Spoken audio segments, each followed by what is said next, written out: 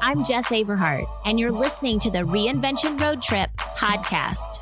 Listen, I'm a mom who's obsessed with the power and process of reinvention, and I'm also a fourth-generation entrepreneur. I've worked on an Amish farm and for the world's most admired company, produced events in partnership with the NFL and NBA, and carved out a little place in the world of early-stage startups.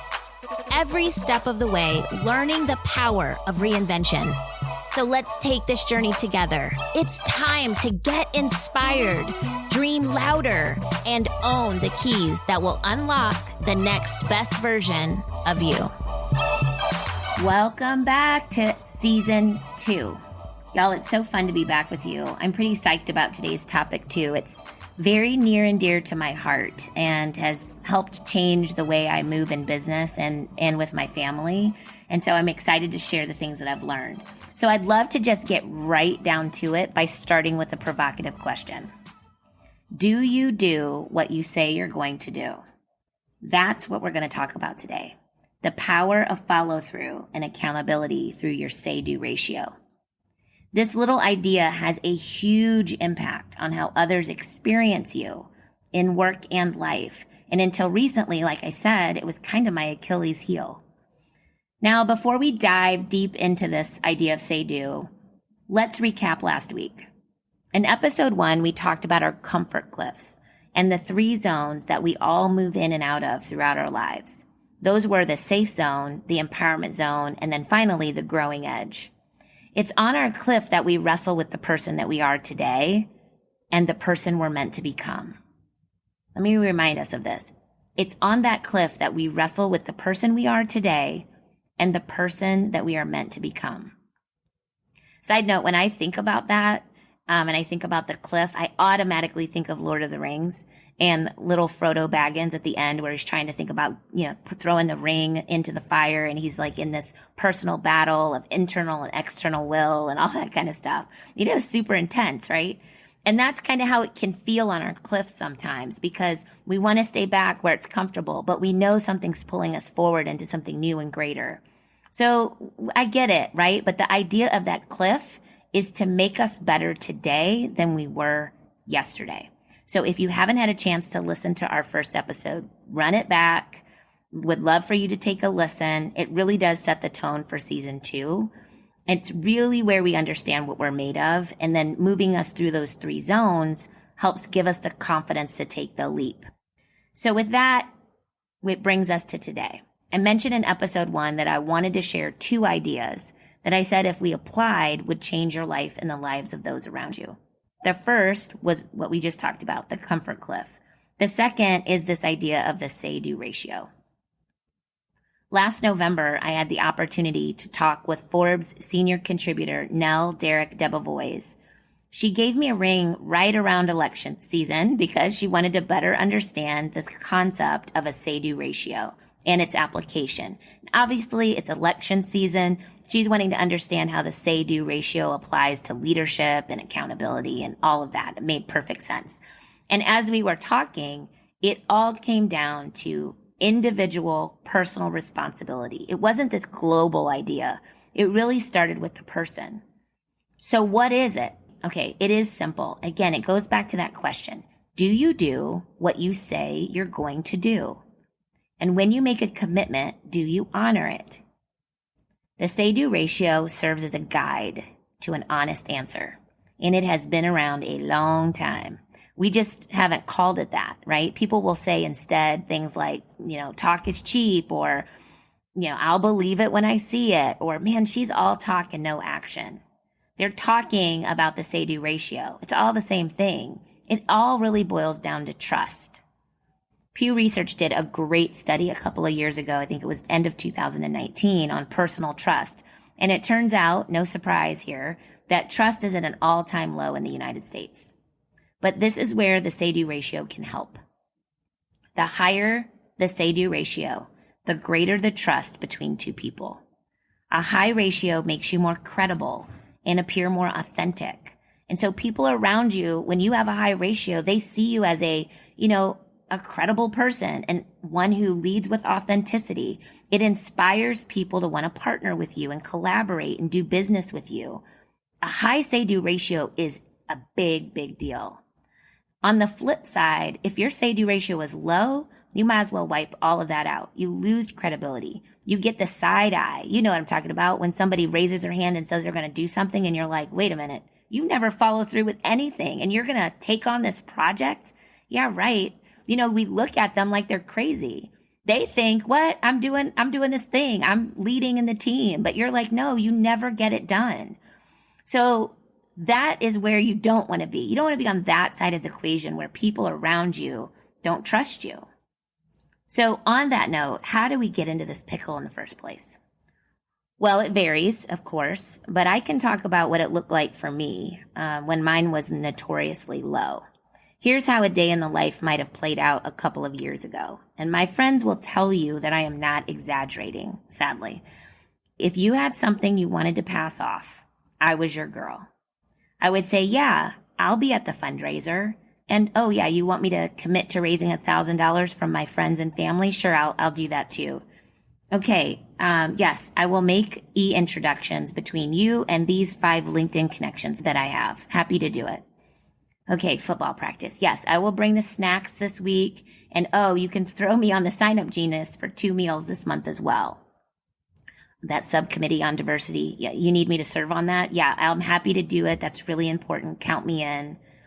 Okay, grant applications. Yes, you need me to read those applications.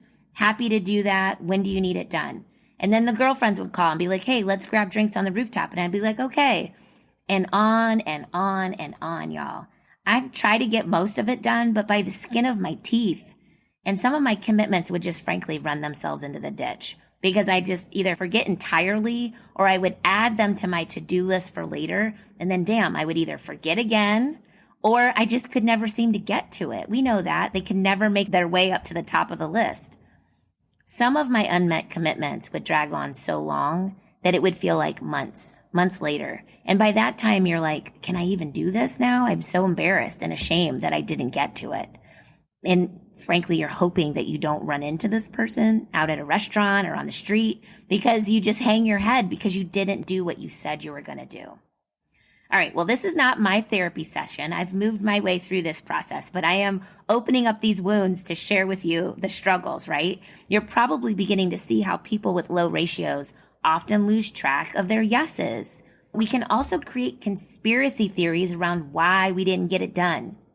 And sometimes, at least for me, I would say, I can't do this because I committed to that, and I can't do that because I committed to this. And we start to pit all of our commitments against each other. But at the end of the day, you made the commitments. So it really does come back to personal responsibility. So what's the impact on others when we have a low say-do ratio?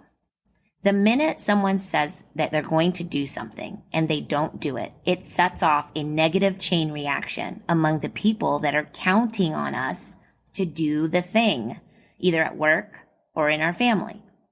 People who are expecting you to do your part so that they can do their part are impacted, and the burden of your overcommitment starts to permeate and affect them.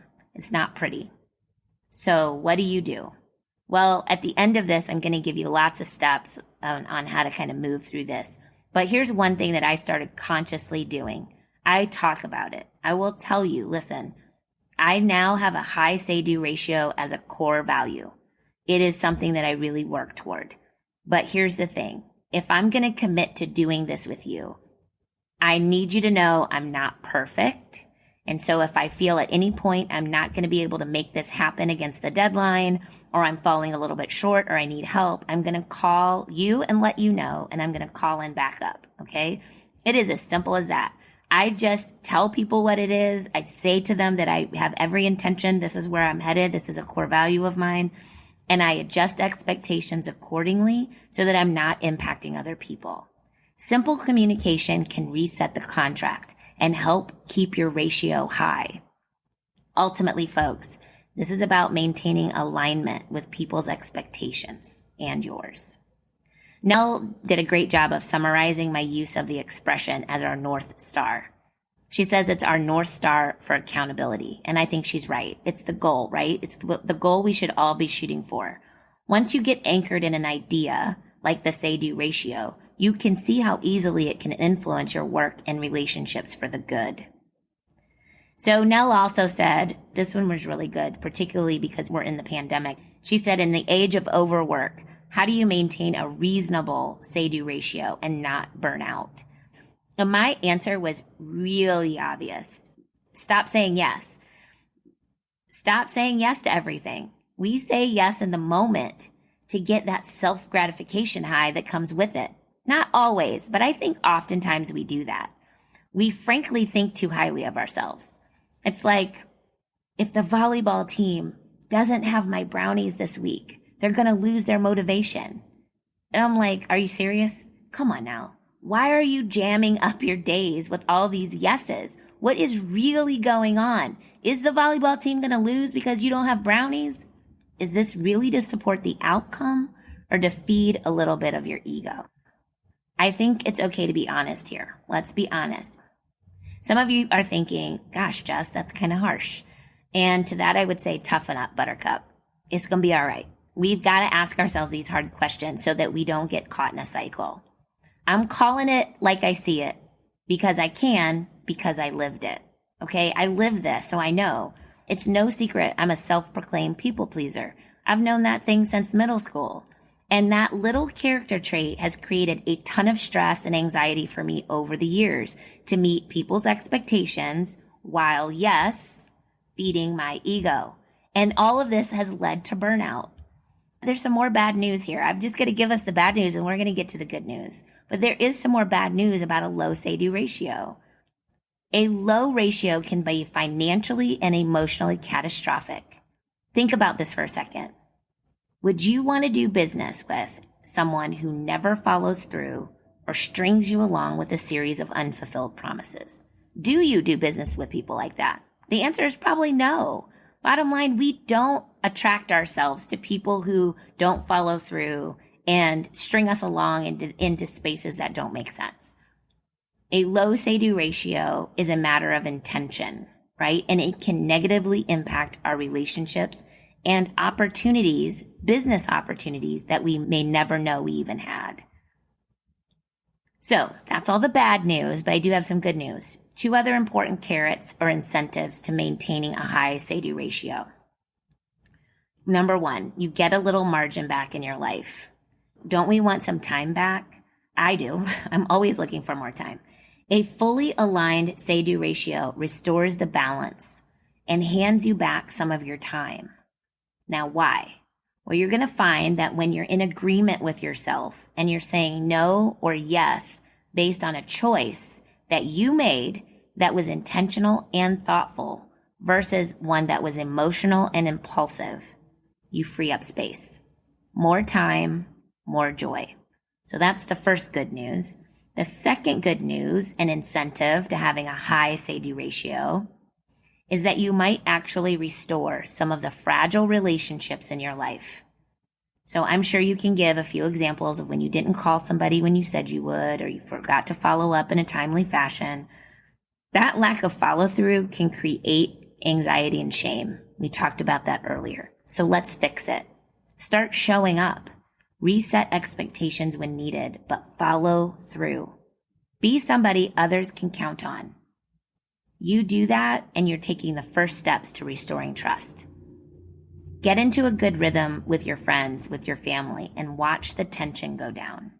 Bottom line, y'all, get a high say-do ratio, and you won't have to hide from people.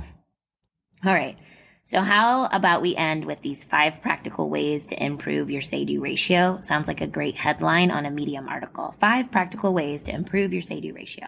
Starting today, right? Okay, but seriously, first, just make the commitment. Like, really get after it. Having a high say-do ratio is important. It is a core value of mine now. And like I said, I am far from perfect, but it is not a throwaway idea for me. It matters, and I put effort behind it. So 1, make the commitment to make it matter. 2, stop running around saying yes to everything. We have to adopt some discipline and structure to how we move through our life. Otherwise, it can become like a pile on, and that's when the trouble begins. So stop and run each potential commitment through a little filter. The filter might take a second. The filter might take, a day or two, but run it through a little filter to make sure that you're not adding unnecessary stress to your life and to the life of others. Ask yourself, what is the goal? Why would I do this thing? And is it adding and serving me and serving a goal that I have for my life? The second thing is consider other options. You're not always the option, right? Sometimes people will ask you to do a thing because they're not realizing that there might be a better option out there or a different way to approach the request. For example, if you have to decide whether or not to pick up an extra shift at work, you could agree to do it. You could say no. You could offer to switch shifts, right? There's 3 ways to look at that request. You don't always just have to say yes. Is there someone better to accomplish the ask? A lot of times in my life, people will ask me to do things I'm really not qualified for, or they think I am because they see me in different spaces. And really, it's not my specialty. It's not my expertise.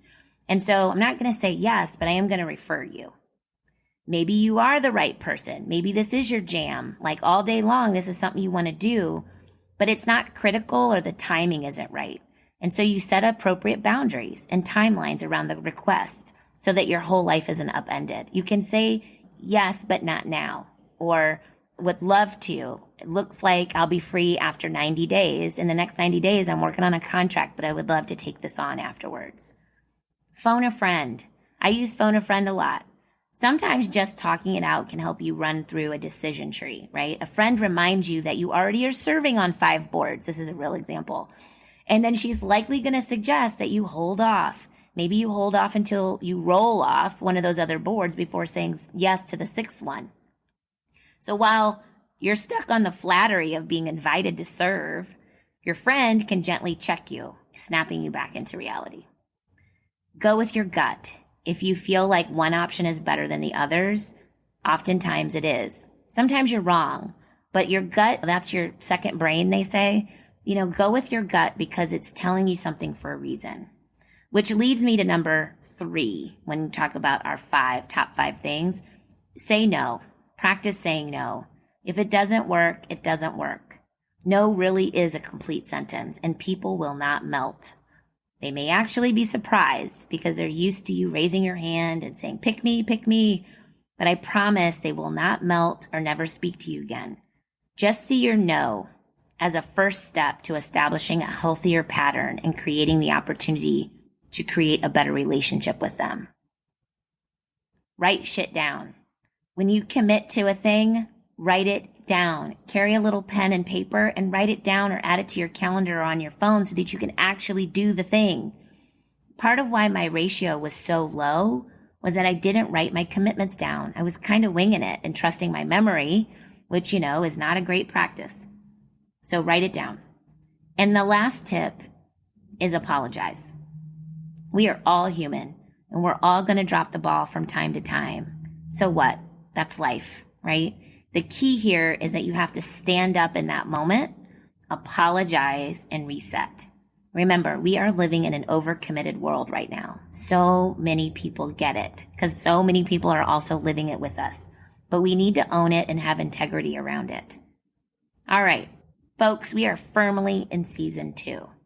I feel like we're on a roll here. We are getting some really good, rich, tactical practices on how to move across the zones in our comfort cliff. We have this nifty little tool called the say-do ratio that helps us be more accountable to ourselves and others. Good stuff. I'm excited. I don't want you to get excited. I feel like this is the moment, right? This is the moment we're all kind of like we're in a new season. We're looking for new ways to approach our life. We want to hit the reset button. We're awesome. We have dreams. We're excited, right? But we don't want to get caught in those old traps.